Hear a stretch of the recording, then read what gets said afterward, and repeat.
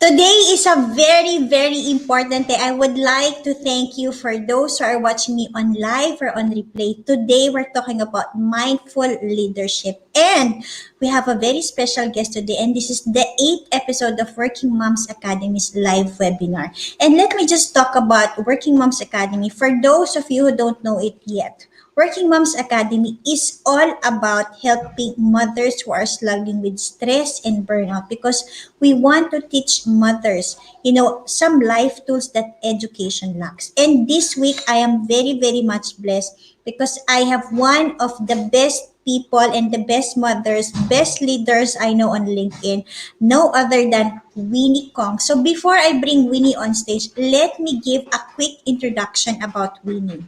So Winnie Khong is an executive corporate working mom with over 27 years experience in the corporate banking, financial sector, and consumer loyalty program. Winnie is a disruptor, storyteller, transformational, and mindful leader. She is currently in a dual transformation journey, transforming a traditional business into a fintech and exploring pivoting her own career on her own. She believes that the secret to every solution and success starts with being a mindful leader about oneself. Thank you. Let me bring Winnie on stage. Winnie is my friend from Malaysia. See, thank you, Winnie, for saying yes to this. Hi, Wanda. Thank you so much for the invitation as well. So I'm also equally excited.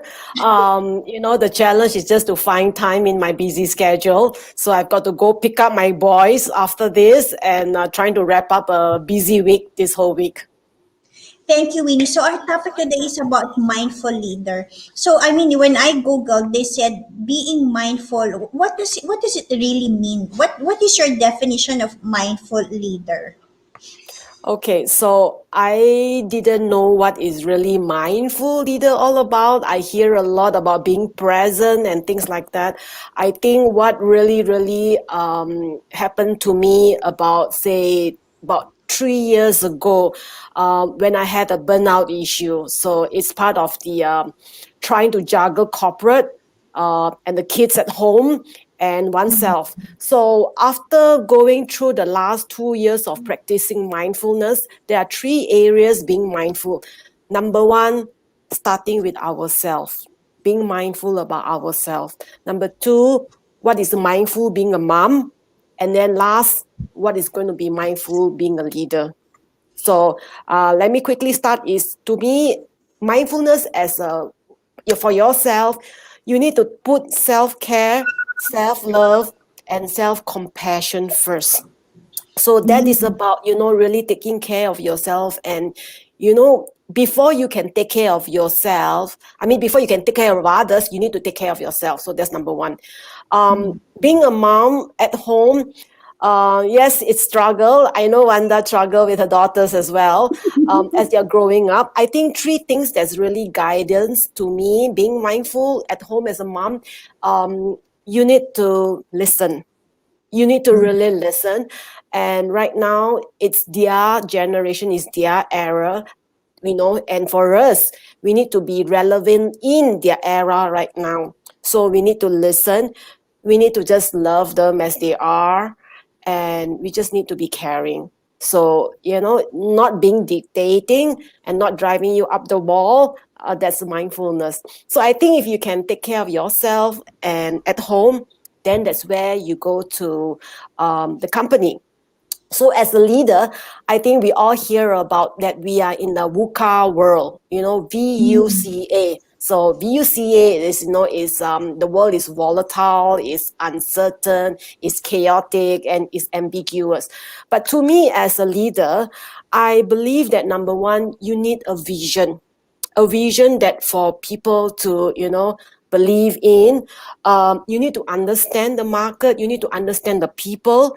You need to understand the organization, the challenges. You need to understand the whole thing properly.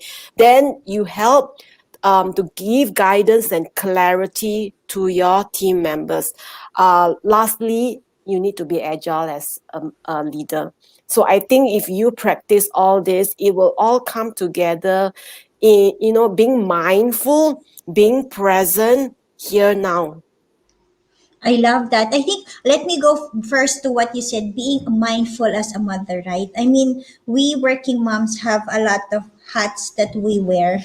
And at some point, I mean, both of us have been through burnout because I think self-care is the one which I put on the back seat. But I learned that, as you said, self-care is very important so we can take care of ourselves and our family.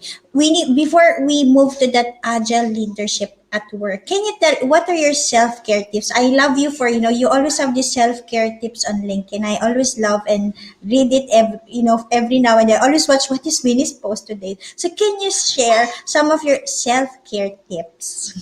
Okay. Being a mom, I know that all the moms out there resonate so well. You need to take care of the kids first. We need to make sure that they have breakfast, they have their bags packed, and then lastly, once they all out to school, and then you start to, oh, myself, I forgot, and then you go into this whole rat race. To me, every morning right now, I will wake up at about 5 something, and then I'll go out for a morning walk at 6. Okay. Um, Wow. in this time, when in the morning at 6 a.m., I take time to walk and to, just look at the environment, to breathe properly, breathe in and out, and just feel the environment. And it takes practice because it's very easy for you to walk and just say, oh, I've got to go back, I've got to make breakfast, I've got meetings, oh, I've got so much of things, and then the stress will all come up. No, so it takes a while to say stop, focus, focus. Did you hear the birds singing? Did you see the sun is coming up? And then you look up and then you give thanks. So this is one thing that I've made into a habit. If you love yourself enough, you will make time for yourself. So it could be just 15 minutes, that you do it in the morning, but it's your time. And if you do it long enough, you will be able to listen to yourself and hear your body talk to you. You need to make friends to yourself. So that's one thing I do. The rest of the days, the next one is we get so busy as a leader. Okay, everyone wants your time. To me, lunchtime is a time that I try to prioritize for me. So during lunchtime, I will eat the things that is good for my body. And then when I have time, I will go to LinkedIn, or when I have time, I will read a book. Why? Because we need to feed the brain. We need to feed our soul. We need to take care of our body. It's not about anti-aging creams. It's about the True. beauty from within. We Oh, I need to like take care of that. ourselves from within. Then the glow will come out. If you're happy, if you feed yourself well, it will glow. So I think that's important from self-care and self-love. And lastly, I just have to say this: self-talk. Listen to how you are talking to yourself. A lot of time we have so much of negative self-talk. When we talk so well to our children and we'll tell them nicely and things like that, but ask yourself, how do you talk to yourself? We treat everybody very nice, but we don't treat ourselves. We'll just say, oh, you're not good enough. How can you do that? Why did you say that? Why didn't you plan it better? This kind of self-talk. That's why self-compassion. Have compassion for ourselves.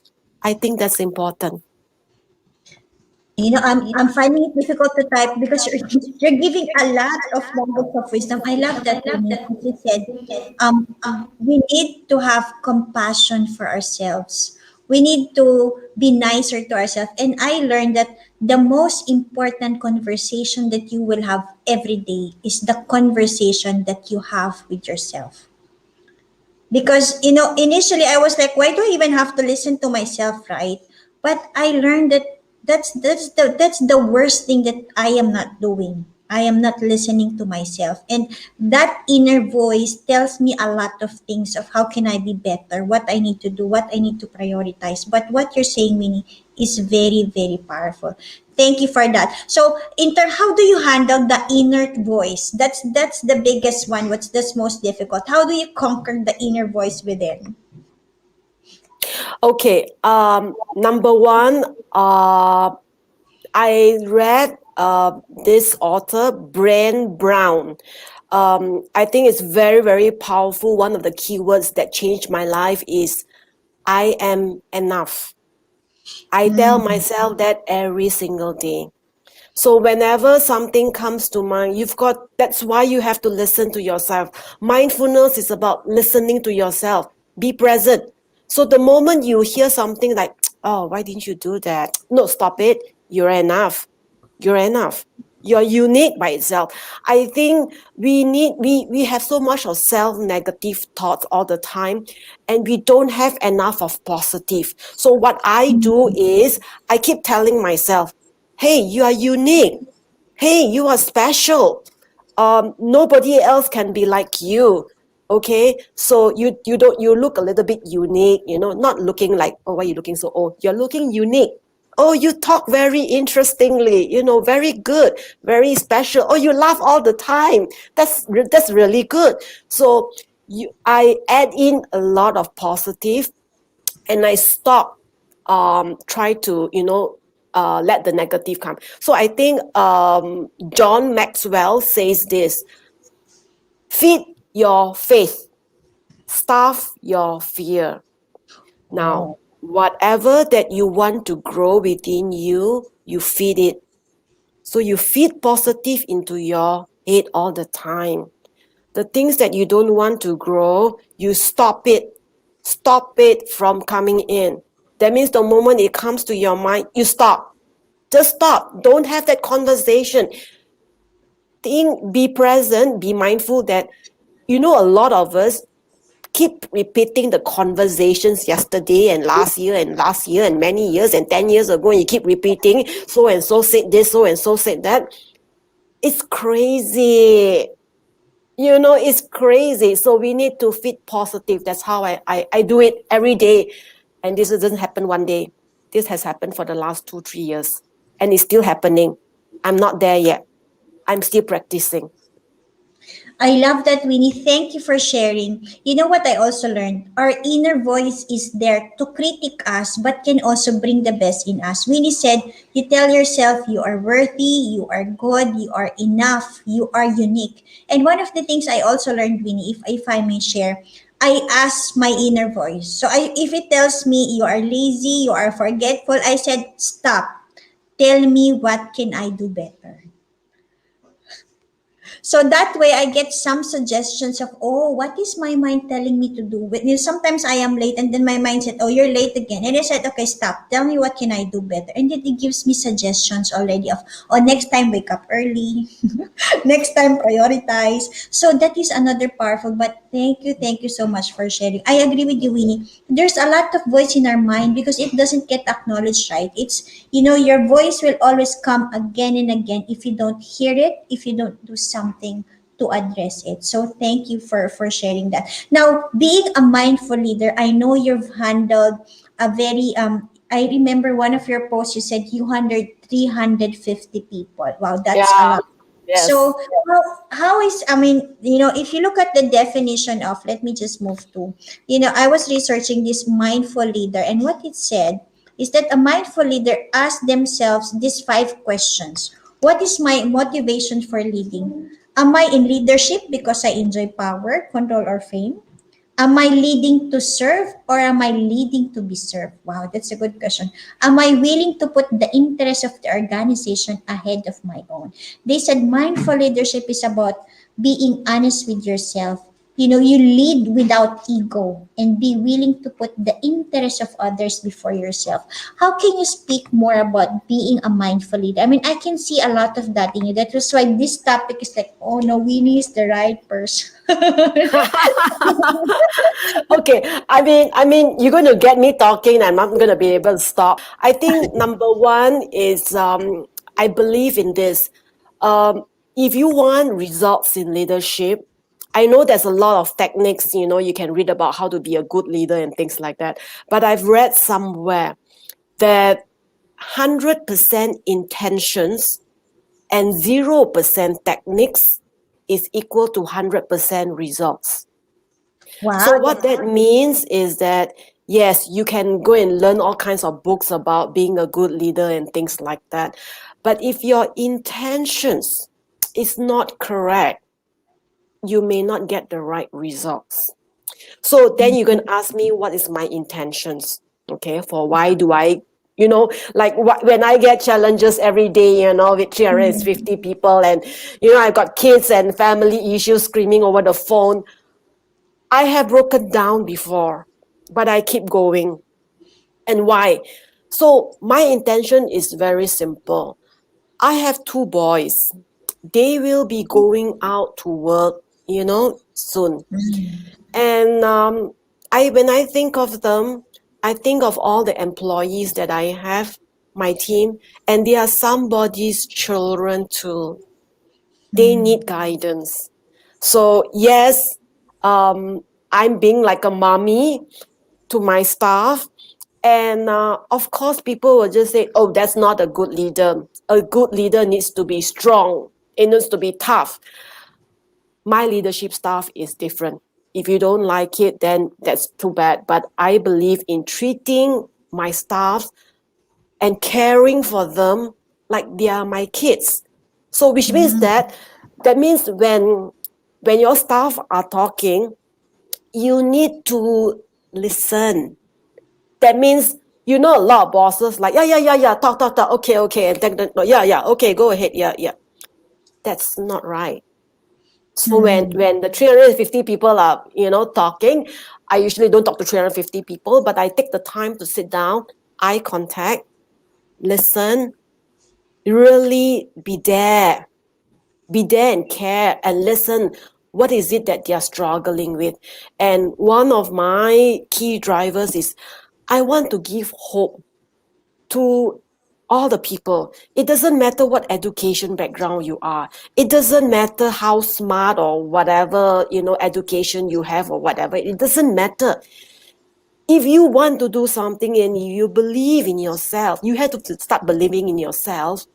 I will help you to get there.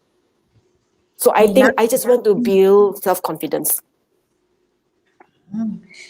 Winnie, I think you are a very good leader itself because you are very motherly, right? And as you said, mothers are very good in nourishing others. And I can see a lot the way you speak. I can sense the love, the compassion, the attention. And I think they said every human has three primary needs: to be heard, to be Yes. understood, and to be acknowledged. And if there are more leaders like you, which I wish there is, who are willing to listen, to hear, and to really acknowledge, right? Then the workplace will be something much better. So what do you think are the other characteristics of being a mindful leader? I think the other characters of being a mindful leader is that in today's COVID situation, it is so challenging. Okay, and I think one of the important things is agility. Now we have I've worked more than 27 years, and a lot of leaders will just say, "Let me tell you how it's supposed to be done. Let me tell you." That is already a mistake, because whatever that has worked in the past is not going to work in the future. We are in a different world today. We are in Industrial Revolution 4.0, where our children are digital natives. The way our children, you just think about it, our children are the new workforce. So I think being a leader right now, the most important thing, again, going back to the three things that I talk about, before you can be a leader, I'm asking you as yourself, how agile are you? You say, oh, I'm very agile. No, hang on. Before you can learn, you need to unlearn. How do Ha. you unlearn? And that's why the title, to me, who am I? I'm not telling you I'm a general manager and things like that. No, I'm a disruptor. Why? Because first person to disrupt is myself. If I can Mm, disrupt my habits and my mindset to unlearn everything, then you can listen. Okay? true. So you have to, number one, unlearn. And then you have to learn how to listen and take accountability. You Mm, need to take accountability. So we talk about a lot about awareness, about being mindful, but the next step is taking accountability. So, so taking accountability is you need to take action on the change that you need to make, from the mm. mental, from the way you live your life, from the way you talk, or maybe don't talk at all. Can we not talk at all? So I took up coaching because I think coaching is going to be the future leadership as well. It's very, very important for all leaders to be coaches. Why? Because coaching teaches you to listen and make your coachee the important one, not you.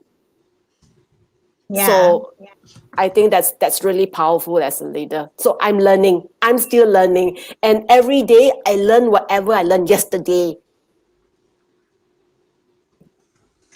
I love that. Winnie, you drop again a lot of nuggets of wisdom. I mean, when I started becoming a coach, it was really accidental. I was just teaching people what I know and, using my gift of, I mean, I've been an auditor for 20 plus years. So I know how to ask questions and find solutions from within. And I think, in simple terms, that is what a coach do. It helps you access the inner wisdom, peace, and happiness that is within you. Because that is, as you said, right, Winnie, your accountability is very important. And most people, Yes. I mean, I used to be on that stage. I mean, I used to be feeling a victim of my own situation. But the moment you said that I am accountable for 100% that happens to my life, then everything shifts, right? That is where you can really be aware of what's happening, what can you do better, and where do you go from here. So that is very powerful. What is your advice for those people who's finding it difficult to take accountability? I mean, blaming is the easiest thing to do. I am suffering because of work. I'm suffering because of... How did you come out and take 100% responsibility of your life? Okay. A lot of you watches many videos of art where you see an art from an angle and then you move to another side, let's say 90 degrees, and you see a different kind of art. And then it's so exciting that you go to the other side and you see like, wow, it's a different kind of art. There's 360-degree views of anything and the situation. We only have 1%. And that 1% you are seeing right now, poor me. I'm just a girl. So I'm sure you read my article about I I'm am, just a I love that. girl. I'm just a girl. I'm just a girl. I can't do so much. I can't. I'm suffering here, things like that. Why don't you go to the other side and look at this creation that God has created? He created a perfect girl. A perfect girl being just the way she is. And then it changes perspective totally because you're just meant to be you. You're just meant to be you. So he didn't created you as a victim, but the victim is all in your mindset. So a lot of time, if I know there's a lot of people who are suffering. I know I'm a mother. I run companies. I cry at office before when it becomes overwhelming. But it's okay. Okay, but I'm just trying to say is take a step back, stop all the self-pity conversations that you have. Stop. Nobody is blaming you. You are blaming yourself.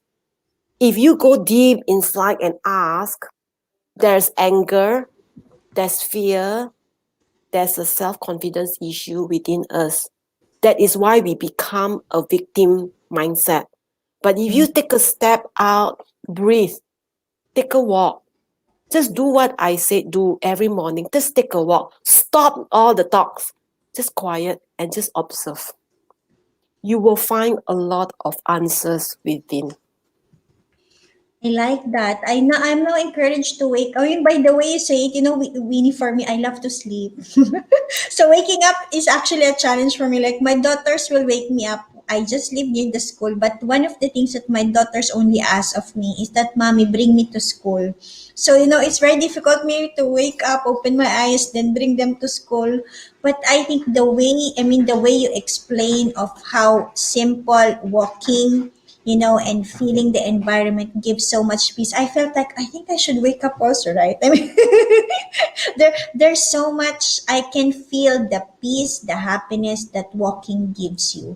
So, and I love that when you say, you are not a victim. It's you blaming you. So stop it, right? And today is International Women's Month still, and they said, there's a lot of challenges, right? I know you did post a lot already. I love that post when you said, "I am just a girl." But what do you want to challenge every woman, every working mom? What do you challenge them? I only have one message. It's back to the first message. Okay, it's just taking care of yourself. I just had a call with my mom, and she's 75 right now, and she's telling me all her ailments and da da da. You can listen it out, and she says, I've been taking care of your dad. I've been taking care of your kids. Sometimes, I'm doing all this for everybody. So I said, okay, so right now, how you can't sleep and you can't take care of yourself? Yeah, I think I should take care of myself. So I think my very very heartful message and hope to all women, and I will continue to do this, is to please tell all the women, please learn to put yourself first. It's not being selfish. It's not. If you're unhappy with yourself, your children can feel it too. They can Hmm. feel it.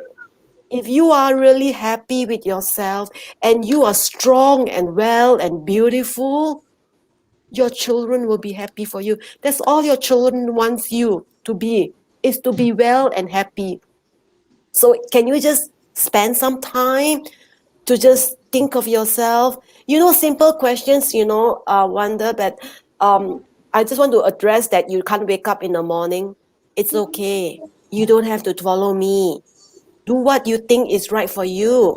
So I will ask you back, when is your happy hour? Meaning that when is the time that you just feel so relaxed and you just want to sit in a quiet room by yourself? It could be the afternoon, it could be at night. I'm asking you. Don't follow me. I'm asking you. I'm asking you, when we go out for dinner later, do you want to go for dinner? I'm not asking you whether are you supposed to go. I'm asking you whether you want to go or not. I'm asking you, is this what you want to eat? Is this what is good for you to eat? Not what everybody is eating, so I also eat. No. This is start questioning and having conversations with yourself. That's self love. What do you feel happy? What is it that you want? And I think these are the questions and the conversations we don't have with ourselves. Because it's all about what my children want, what my husband want, what my boss wants, what my staff want. So when I ask people questions, people will tell me all kinds of answers, and I will go back and just say, what do you want? What Hmm. makes you happy? So you don't wait for somebody to ask you that. I think it's time that you ask yourself, do I want to go? No. Why not? I don't know. It's okay. I'm just a girl. I can change my mind. It's okay. I don't have to explain you. But you need to know yourself. You need to find yourself. The best friend is yourself. I like that. Know yourself, find yourself, be your own best friend. I mean, that is also the biggest mistake I have. I was always putting others' happiness first because I thought that by making my children happy, I'll be happy. By making my husband happy, I'll be happy. But also, in the process of giving so much, you forgot that, oh, I also deserve to be happy. Yeah. I Yeah. also need to be happy. And then it doesn't have to be grand like. I mean, for me, happiness is just having my own time in the washroom. If I want to go Yes. for a bubble bath, yeah, I'm happy. That's it. If I have time to And sit yeah, down, yeah, and journal, right? Because a lot of people also complicated their happiness meaning. So they say, yes. can you speak more about how people have complicated the happiness and its meaning? So everybody equates happiness with things. And then Hmm. I think with the recent lockdown in the last 1 year, I realized that when I started decluttering my life for the last 2 years, I simplified it truly. I got rid of a lot of things as if I'm going to leave the world. So I didn't want to leave a lot of things behind. And you know, a lot of people kind of like passed on and they leave a big chunk of stuff, and then their loved ones have to clean up their things. So I Mm-hmm. started to declutter a lot of things. And when I declutter a lot of things, I felt at peace. I felt lighter, you know. And then when you clear out a lot of things, the things that are left, as simple as it is, it just brightens up your day because you don't have a cluttered mind anymore. So you know what makes me happy? It's just a simple cup of coffee by myself. You know, it's having, you know, a nice bread, you know, a nice toast with butter, you know, reading about nice posts about my friends, you know, things like that makes me happy. It doesn't have to be expensive. And you know, so it was very interesting that I planned to go to Japan last year and take my boys with me, but because of the whole COVID, we couldn't. But then instead, guess where did I go? I found myself. I went into myself. So you don't have to go to the Himalayas or one island to find yourself and things like that. I have been there all the while. What you want in happiness is always there in front of you. It's just that you complicated life. Because why? Because everybody complicated life. Everybody defines success as having a car. So when you start to buy big house and big cars and you know everything that you don't really need actually, then you actually create a more stress for yourself because you've got to maintain those things. But if you have lesser things, nothing else. So whatever you have, the small small things will just make you happy. It's like today makes me happy, Wanda. Yeah, I can feel the happiness. You know, just listening to you gives me so much happiness, Winnie. I mean, I am learning a lot from you. So thank you, thank you, thank you for this. And we're almost at the end of our discussion. So I think mindful leader, as I see in you, is all about just being authentically you, being happy, knowing yourself, expressing that, and being a person who's present with the other people, with your children, and with every person you work with. So, Winnie, I know you're also writing a book. Can you tell us? I mean, I want to buy your book someday. So, can you, how can people reach out to you? You know, what's the best way to connect with you, Winnie? Okay, so I'm at LinkedIn. So you can connect with me on LinkedIn. I'm not in Facebook. I decluttered all the Facebook. I'm trying to, you know, get into TikTok. So Okay. yeah, so it's another disrupting thing because you know we get so comfortable with ourselves. So I'm trying to go into TikTok, but LinkedIn is the best way to connect to me. I kind of finished my book, and the book is about marketing yourself in the VUCA world. That's what I'm writing about, and it has 8 P's.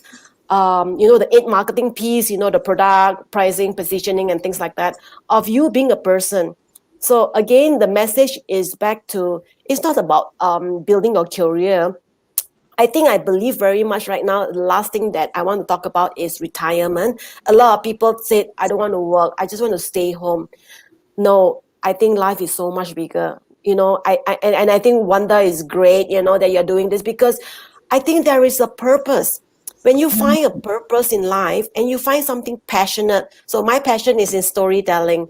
And I use this too, and I start to now create a second career for me, which is coaching and writing a book. And maybe there's a third career. maybe there's a fourth career or a fifth career, So I think the important thing that we all need to start now as a woman is, do not wait until you're 50 or your retirement and start asking yourself these questions, but start exploring right now. Start being a girl right now and doing the things that you love, and see whether you can spin off a potential business opportunity from what you love.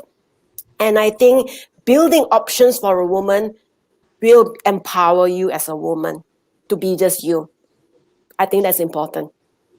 That's very good. Thank you, Winnie. For I cannot wait for your book. And for those of you, if you really want to be inspired every day, Winnie Khong is one of the best person to follow on LinkedIn. Her story is always relatable, and I always get so much inspiration just by following. So thank you, Winnie. Thank you again for saying yes to this, and I look forward. I mean, if you're into coaching now, Work Moms Academy is gonna have a coaching program very, very soon, and I would love to have you as one of the coaches. I can feel the love, the happiness, and we would like to thank on this webinar the Asian Parent, because they're one of our marketing partners. So thank you very much. And again, Working Moms Academy is committing to sharing tools that education lacks. See, whatever we shared today, no books, no academic education taught us that, but listening from Winnie on how you can be a mindful leader at work and at home can definitely help you live life with ease, joy, and grace. Thank you, Winnie. Have a great day. God bless you. Bye. Thank you. Bye. Bye. Thank you, Sweeney. Thank Bye. you.